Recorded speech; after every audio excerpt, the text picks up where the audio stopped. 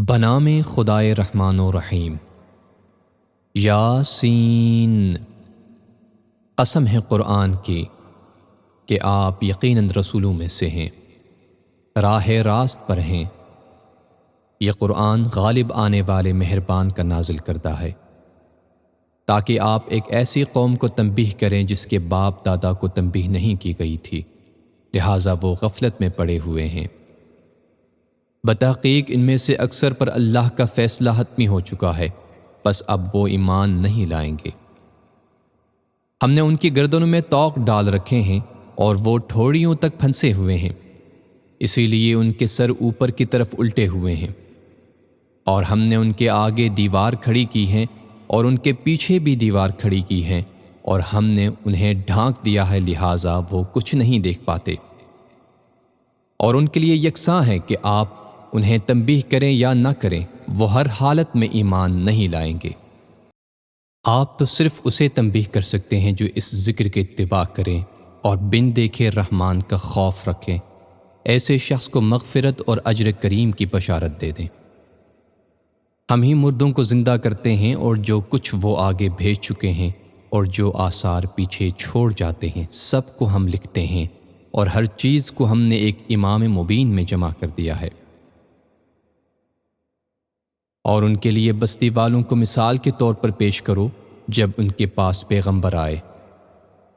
جب ہم نے ان کی طرف 2 پیغمبر بھیجے تو انہوں نے دونوں کی تکذیب کی، پھر ہم نے تیسرے سے انہیں تقویت بخشی تو انہوں نے کہا ہم تو تمہاری طرف بھیجے گئے ہیں۔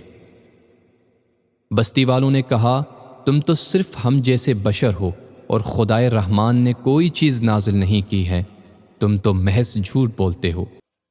رسولوں نے کہا ہمارا رب جانتا ہے کہ ہم تمہاری طرف ہی بھیجے گئے ہیں، اور ہم پر تو فقط واضح طور پر پیغام پہنچانا فرض ہے اور بس۔ بستی والوں نے کہا ہم تمہیں اپنے لیے برا شگون سمجھتے ہیں، اگر تم باز نہ آئے تو ہم تمہیں ضرور سنگسار کر دیں گے، اور ہماری طرف سے تمہیں دردناک عذاب ضرور پہنچے گا۔ رسولوں نے کہا تمہاری بدشگونی خود تمہارے ساتھ ہے، کیا یہ بدشگونی اس لیے ہے کہ تمہیں نصیحت کی گئی ہے، بلکہ تم حد سے تجاوز کرنے والے ہو۔ شہر کے دور ترین گوشے سے ایک شخص دوڑتا ہوا آیا، بولا اے میری قوم، ان رسولوں کی پیروی کرو، ان کی اتباع کرو جو تم سے کوئی اجر نہیں مانگتے اور وہ راہ راست پر ہیں۔ اور میں کیوں نہ اس ذات کی بندگی کروں جس نے مجھے پیدا کیا ہے اور جس کی طرف تم سب کو پلٹ کر جانا ہے؟ کیا میں اس ذات کے علاوہ کسی کو معبود بناؤں، جبکہ اگر خدائے رحمان مجھے ضرر پہنچانے کا ارادہ کر لے تو ان کی شفاعت مجھے کوئی فائدہ نہیں دے سکتی اور نہ وہ مجھے چھڑا سکتے ہیں۔ تب تو میں صریح گمراہی میں مبتلا ہو جاؤں گا۔ میں تو تمہارے رب پر ایمان لے آیا ہوں، لہٰذا میری بات سن لو۔ اس سے کہہ دیا گیا جنت میں داخل ہو جاؤ۔ اس نے کہا کاش میری قوم کو اس بات کا علم ہو جاتا کہ میرے رب نے مجھے بخش دیا اور مجھے عزت والوں میں شامل کیا ہے۔ اور اس کے بعد اس کی قوم پر ہم نے آسمان سے کوئی لشکر نہیں اتارا اور نہ ہم کوئی لشکر اتارنے والے تھے، وہ تو محض ایک ہی چیخ تھی، بس وہ یکایک بجھ کر رہ گئے۔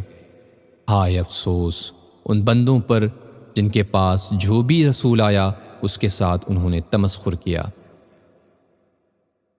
کیا انہوں نے نہیں دیکھا کہ ان سے پہلے کتنی قوموں کو ہم نے ہلاک کر دیا؟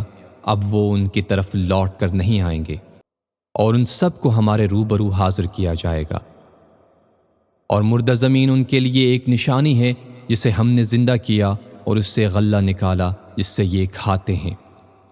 اور ہم نے اس زمین میں کھجوروں اور انگوروں کے باغ بنائے، اور ہم نے اس زمین میں کچھ چشمے جاری کیے تاکہ وہ اس کے پھلوں سے اور اپنے ہاتھ کی کمائی سے کھائیں، تو کیا یہ شکر نہیں کرتے؟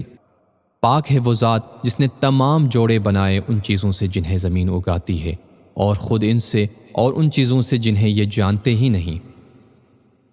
اور رات بھی ان کے لیے ایک نشانی ہے جس سے ہم دن کو کھینچ لیتے ہیں تو ان پر اندھیرا چھا جاتا ہے، اور سورج اپنے مقررہ ٹھکانے کی طرف چلا جا رہا ہے۔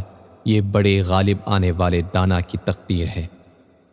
اور چاند کے لیے ہم نے منزلیں مقرر کی ہیں یہاں تک کہ وہ کھجور کی پرانی شاخ کی طرح لوٹ جاتا ہے۔ نہ سورج کے لیے سزاوار ہے کہ وہ چاند کو پکڑ لے، اور نہ ہی رات دن پر سبقت لے سکتی ہے، اور سب ایک ایک مدار میں تیر رہے ہیں۔ اور یہ بھی ان کے لیے ایک نشانی ہے کہ ہم نے ان کی نسل کو بھری ہوئی کشتی میں سوار کیا، اور ہم نے ان کے لیے اس کشتی جیسی اور سواریاں بنائیں۔ دوبارہ، اور ہم نے ان کے لیے اس کشتی جیسی اور سواریاں بنائیں جن پر یہ سوار ہوتے ہیں، اور اگر ہم چاہیں تو انہیں غرق کر دیں، پھر ان کے لیے نہ کوئی فریاد رس ہوگا اور نہ ہی وہ بچائے جائیں گے، مگر ہماری طرف سے رحمت ہے، اور جس سے انہیں ایک وقت تک متاع حیات مل جاتی ہے۔ اور جب ان سے کہا جاتا ہے کہ اس گناہ سے بچو جو تمہارے سامنے ہے، اور اس عذاب سے جو تمہارے پیچھے آنے والا ہے، شاید تم پر رحم کیا جائے۔ اور ان کے رب کی نشانیوں میں سے جو بھی نشانی ان کے پاس آتی ہے وہ اس سے منہ موڑ لیتے ہیں۔ اور جب ان سے کہا جاتا ہے کہ جو رزق تمہیں اللہ نے عنایت کیا ہے اس سے کچھ راہ خدا میں خرچ کرو، تو کفار مومنین سے کہتے ہیں کیا ہم اسے کھلائیں جسے اگر اللہ چاہتا تو خود کھلا دیتا؟ تم تو بس صریح گمراہی میں مبتلا ہو۔ اور وہ کہتے ہیں اگر تم سچے ہو تو بتاؤ یہ وعدہ قیامت کب پورا ہوگا؟ در حقیقت یہ ایک ایسی چیخ کے منتظر ہیں جو انہیں اس حالت میں گرفت ملے گی جبکہ یہ لوگ آپس میں جگڑ رہے ہوں گے۔ پھر نہ تو وہ وصیت کر پائیں گے اور نہ ہی اپنے گھر والوں کی طرف واپس جا سکیں گے۔ اور جب سور میں پھونک ماری جائے گی تو وہ اپنی قبروں سے اپنے رب کی طرف دوڑ پڑیں گے، کہیں گے ہائے ہماری تباہی، ہماری خوابگاہوں سے ہمیں کس نے اٹھایا؟ یہ وہی بات ہے جس کا خدائے رحمان نے وعدہ کیا تھا اور پیغمبروں نے سچ کہا تھا۔ وہ تو صرف ایک چیخ ہوگی، پھر سب کے سب ہمارے سامنے حاضر کیے جائیں گے۔ اس روز کسی پر کچھ بھی ظلم نہیں کیا جائے گا اور تمہیں بس وہی بدلہ دیا جائے گا جیسا تم عمل کرتے رہے ہو۔ آج اہل جنت یقیناً کیف و سرور کے ساتھ مشغلے میں ہوں گے۔ وہ اور ان کے ازواج سایوں میں مسندوں پر تکیے لگائے بیٹھے ہوں گے، وہاں ان کے لیے میوے اور ان کی مطلوبہ چیزیں موجود ہوں گی۔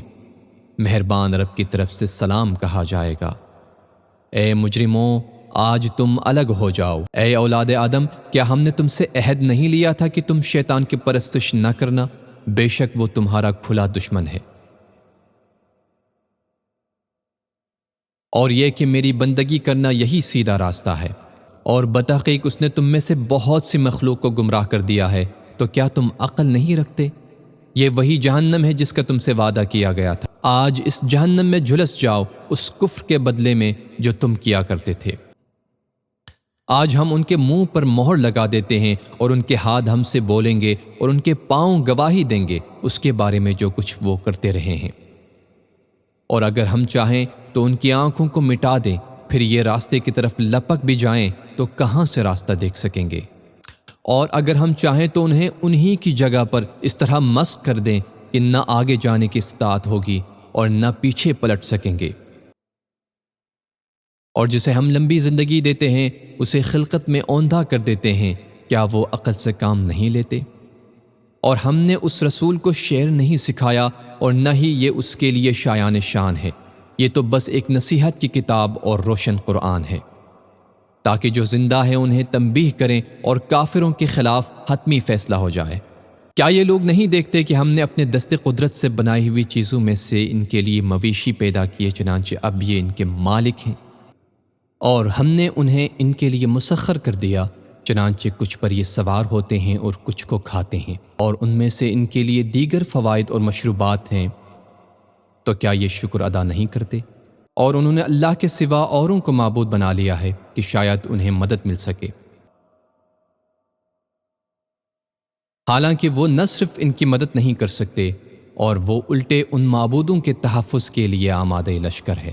لہٰذا ان کی باتیں آپ کو رنجیدہ نہ کریں، ہم سب باتیں جانتے ہیں، جو یہ چھپاتے ہیں اور جو ظاہر کرتے ہیں۔ کیا انسان یہ نہیں دیکھتا کہ ہم نے اسے نطفے سے پیدا کیا ہے، اتنے میں وہ کھلا جھگڑالو بن گیا؟ پھر وہ ہمارے لیے مثالیں دینے لگتا ہے اور اپنی خلقت بھول جاتا ہے اور کہنے لگتا ہے ان ہڈیوں کو خاک ہونے کے بعد کون زندہ کرے گا؟ کہہ دیجئے انہیں وہی زندہ کرے گا جس نے انہیں پہلی بار پیدا کیا تھا، اور وہ ہر قسم کی تخلیق کو خوب جانتا ہے۔ وہی ہے جس نے تمہارے لیے سبز درخت سے آگ پیدا کی، پھر تم اس سے آگ سلگاتے ہو۔ جس نے آسمانوں اور زمین کو پیدا کیا ہے، آیا وہ اس بات پر قادر نہیں ہے کہ ان جیسوں کو پیدا کرے؟ کیوں نہیں، وہ تو بڑا خالق دانا ہے۔ جب وہ کسی چیز کا ارادہ کر لیتا ہے تو بس اس کا امر یہ ہوتا ہے کہ اسے یہ کہے ہو جا، بس وہ ہو جاتی ہے۔